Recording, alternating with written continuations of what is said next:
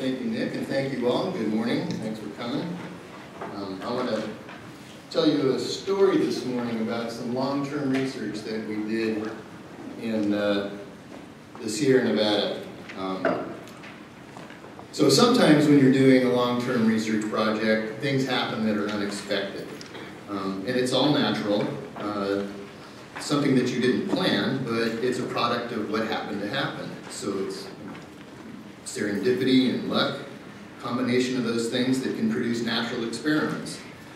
So we were studying in the diverse middle elevation forests of the western slope of the Sierra Nevada at the Kings River Experimental Watershed. These are small streams where we had planned to do comparisons before and after different kinds of forest management practices, including controlled burning and thinning, and these were all intended to promote forest health and sustainability. The treatments involved 12 different watersheds, all monitored with an extensive network of gauges.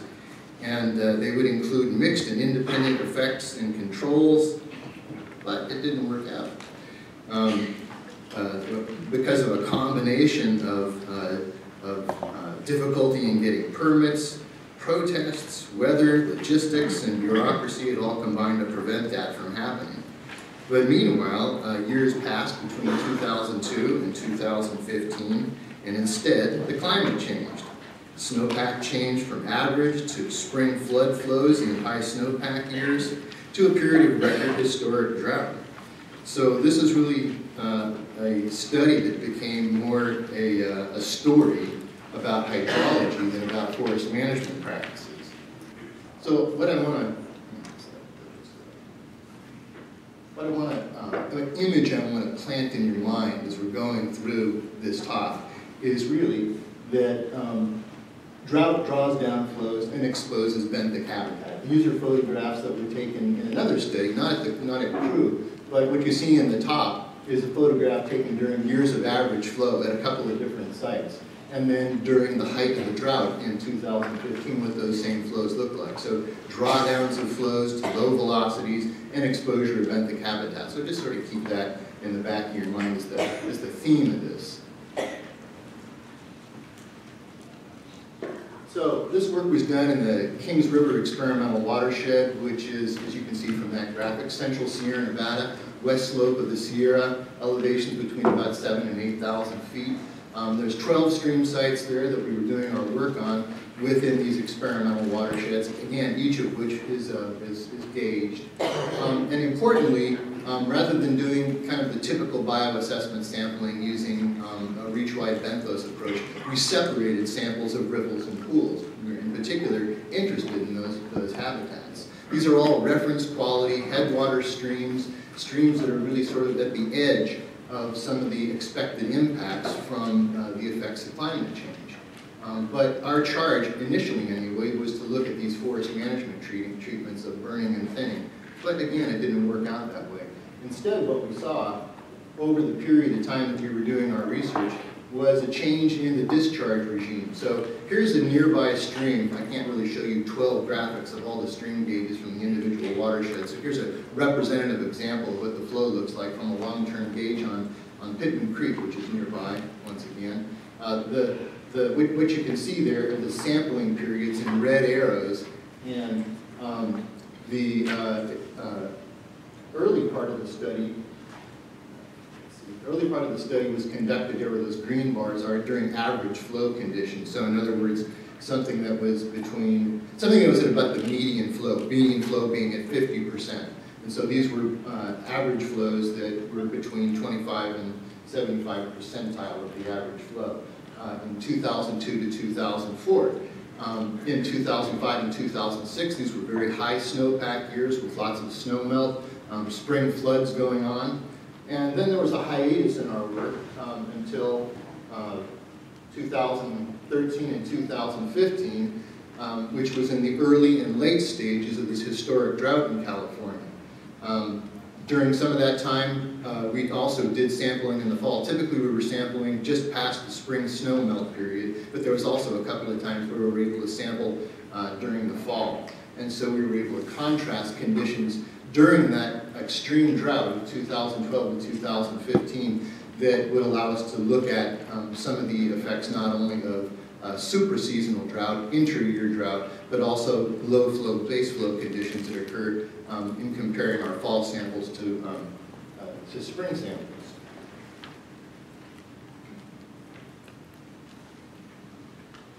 So just a little foundational geomorphology of streams. I think it's sometimes overlooked that erosional riffle habitats and depositional pool habitats are really the foundation of the benthic environment in streams, and that there are very distinct sorts of habitat characteristics there. Pools, again, have slow flows, deep water, typically deposition going on, so sediment accumulation, organic matter accumulation, whereas erosional riffles typically are shallow, rocky areas that have much greater current velocities and tend not to retain as much organic matter, or at least in a different form of that organic matter. Then there's often these transitional zones. So I know that when surveys are done of streams by swamp protocols, there's some nuancing of that and looking at all different kinds of micro and macro habitats that might be on the stream bottom. But if you get down to the basics, it's really an erosional versus depositional contrast. And that's what we were interested in by sampling in both riffles and pools. So let me show you what the data look like from sampling of those riffles and pools at the Kings River Experimental Watershed. This is an NMS ordination. Basically, the closer points are together, the more similar those communities are, the further apart they are, the more different those communities are in terms of their compositional profile. So you can see from this, pools and riffles separate very distinctly, very little overlap in the compositional fauna.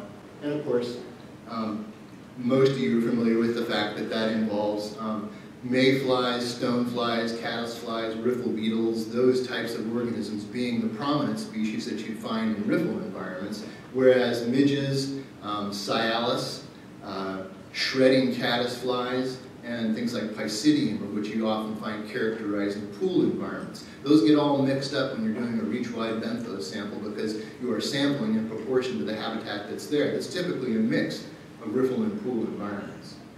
So what happens to these things during a drought? Without a great surprise, of course, the habitat is contracting. The overall area of the environment in the stream bottom is contracting and becoming smaller. But what's also happening during this time is that the shallow riffles are the first habitats to emerge as the streams draw down. And so the proportion of riffle in the stream is decreasing, and the proportion of pools are increasing. So you have a change in the relative ratio of those different kinds of environments with what you'd expect to be a consequence of there being a greater proportion of pool taxa than riffle taxa as the drought goes on. And indeed, as the drought goes on, not only is there a change in the proportion of these habitats, there's also an extreme change as the drought proceeds from flowing water environment to a fragmented intermittent environment, which is sort of depicted in this last chain of change of drawdown during drought. So what now I want to show you is kind of a unpacking of that first graph that I showed you that shows the distinct differences between riffle and pool environments. If you take those riffle and pool samples that we were collecting and look at how the proportion of riffles and pools were changing over time and blend those riffle and pool samples so they're representative of how that differing proportion of riffle and pools was being represented as the drought proceeded, that's what we have as a data set then for looking at this NMS ordination. We're looking at a combined riffle and pool sample, so we're looking at the reach scale changes. So once again, this is a three-dimensional NMS ordination. So what you're looking at is the axes, the first two axes on that top graph, and axis 2 and axis 3 on the bottom graphic. And what I want to draw your attention to then is that, okay, so the wet and average years, that 2002 to 2004 period that was average flows, and the 2005 and 2006 period that was very high flows, spring flooding during snowmelt, are depicted in the blue and the green graphics here, and they broadly overlap, and they're not significantly different in this NMS ordination. You can see they by and large in the upper graphic, or clustering here on the left side of axis 1. And you see the same thing over here compared to axis 3. But you can see broad clustering of the wet and average years. That's in contrast to looking at the early part of the drought in 2013 and the late part of the drought in 2015, where on axis 1 you see these going further and further out towards the right. This is the early part of the drought in the gray squares, and then the inverted red triangles are the late part of the drought. And then it's really on axis 3 that we get a separation of the fall conditions down here towards the negative side of axis 3, where the conditions in the fall of a wet year cluster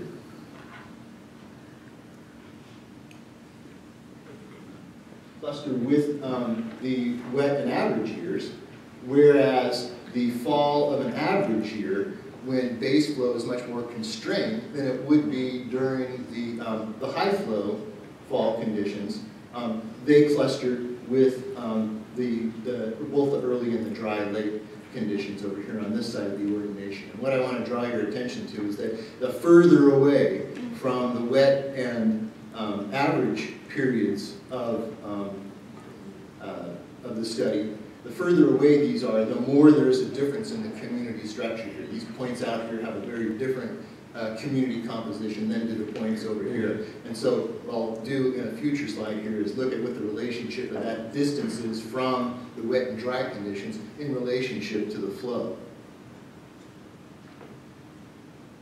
So if we look at the relative abundance, this is a very complex looking graphic. What it is basically a species list on both of these axes. On the top, we're looking at the species list of EPTs, and on the bottom here, midges. On the right side of the upper graphic is actually insects other than EPTs, and on this lower part of the graphic, what you're looking at is non-insect taxa right here. And you're looking at what the ratio is of the log density during the drought conditions to the log density that combines what their densities of these organisms were during the wet and average years.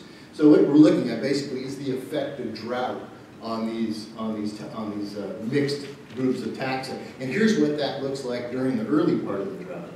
If we change to the late drought, watch those points change, you can see that basically all the EPT are scoring in the negative range of a very low ratio of their density during the drought to their density during the wet and average periods. And so what you're seeing over here on this scale at -2, below this point, they're basically about 100 times less abundant than they are during during the wet and average period. So you can see a big change amongst the EPT, by and large, moving into that negative range, decreasing abundance, and a mixed response that you get with midges, where we see some taxa are responsive to the drought in terms of being enhanced in numbers. And if you want to pick this apart, there's a graphic in the paper that we published about this, so you can nerd out on which taxa are responding in a positive way to the drought and which are actually being impacted by the drought. So unlike I think a lot of the conventional wisdoms that midges are always responding to stress by being able to increase in abundance, that's not the case at all. A way of summarizing that effect over all the taxes, that basically EPT richness is lost in late drought. That red bar is what you see for the late drought conditions. The early drought conditions are just to the left of that. So very little change in the overall richness and or abundance until we get into the late drought. And part of that is related to how much the habitat is changing during the late drought, not just as low flows, but as habitat fragmentation. That's what you see in this next graphic here. So what I'm showing you here is how far away on the NMS ordination those communities are pushed during conditions of changing flow. So here we're looking at the clustering of points on the NMS ordination during wet conditions, to average conditions, to early drought conditions, to late drought conditions, and as late drought conditions progress, that fraction of those late drought sites that actually become intermittent in red. So if we unpack that, let's just go back in reverse so you get a better picture of how the extreme conditions in late drought are going from an intermittent condition to a flowing condition again, but those points are being driven further and further up on the y-axis. That is, say, more and more different in their composition from the wet and average conditions as conditions progress into that. So we can go backwards then. You can see that these wet and average conditions are basically the same, and then they start to drift as we get into the early drought, late drought, and intermittent conditions. In other words, the community composition is just changing more and more through time. So what I'd like to conclude with this then is that drought is not only a flow limitation, it's also a habitat limitation, and that's attributable then to this change in the proportion of riffles and pools and the disappearance of riffles in particular as flows become more extreme. That has consequences to important trait groups, larger and more long-lived rheophilic species, filterers, shredders, grazers, all decrease in abundance. And it also is a great stress to gill taxid as well, because those respiratory surfaces are not being served by those flows for gas exchange anymore.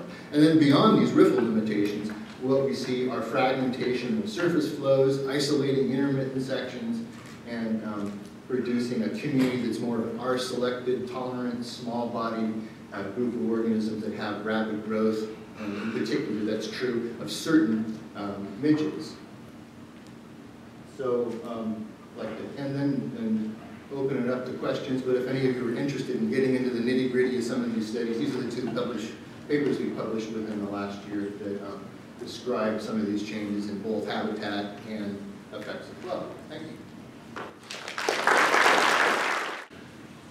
Thanks, Dave. That was really cool to see. Can you just talk a little bit about recovery time when you followed it? About how long did it take for these communities to sort of reestablish or re-equilibrate after you got back to average flows? Yeah, and that's an excellent question, because we actually didn't study anything in this particular project after that 2015 extreme drought. However, a sort of parallel study we've been doing on what I call the Sentinel Stream Network, and those of you who've been coming to this have probably heard me blather about that, because that's another study that we were doing of a network of streams across the entire Sierra instead of this localized one spot here in the Kings River. So we did work from the southern Sierra, high elevations of Kings and Sequoia, all the way up into the northern Sierra, southern Cascades around the McCloud River. And there we were able to look at those changes through time, both during the height of the drought and just after the drought. The data are not yet complete, so I can't give you a full answer, but in those sites where we did have a complete data set that would look at the potential for recovery when years return to average and even high flows, those sites did not change back to a condition they were at prior to the drought. But that's only a small subset. So good question, and a follow-up in future times once we get our samples.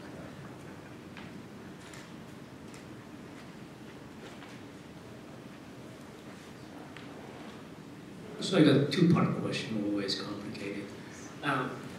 So the Kings River Basin studies have shown actually as temperature rise through the climate change will induce or result in lower flows despite or regardless of the, let's say, under similar precipitation conditions. So would this drought condition will be more of a permanent situation as time goes down the road, or would this be more of a norm instead of unusual case? That's one part question. And the second would be, if you looked at say the hyperbaric exchange or extent of transient storage capacities depending on different flows. Yeah. So evidence is that the frequency and intensity of drought has been increasing over the past 100 years. If you look at records of gauges in California, both in the Sierra Nevada and in the coast, the frequency and intensity of drought has been increasing, especially if you compare a time prior to about 1975 or 76, which is where the inflection point is in global temperature increase. Same thing, it's the hockey stick increase in temperature. It's seen globally, but it's also exhibited in California. So this condition, yes, probably is becoming more the norm than an unusual circumstance. One thing you mentioned about temperature, though, is probably not driven by temperature, but more by these low flow conditions and changes in habitat. We in fact did not observe much of a significant increase in temperature, either in this study or in the studies that we did in the larger network of sentinel streams. Some streams did increase in temperature, many actually decreased in temperature, and we think that's related to the fact that there's a greater prominence of groundwater increasing relative to snowmelt stream flow in those locations. So it's that groundwater sort of refrigerated water that's coming to dominate under the low flow conditions, so the temperatures actually drop. So we don't think temperature is the important driver in that particular circumstance. And I think your other question was about groundwater and about the potential for hyporheic recolonization, perhaps. And while I think that's a possibility, it may be context dependent, where there is a prominence of groundwater in particular, and that would mostly be in the volcanic northern part of the Sierra rather than in the granitic central or southern part of the Sierra.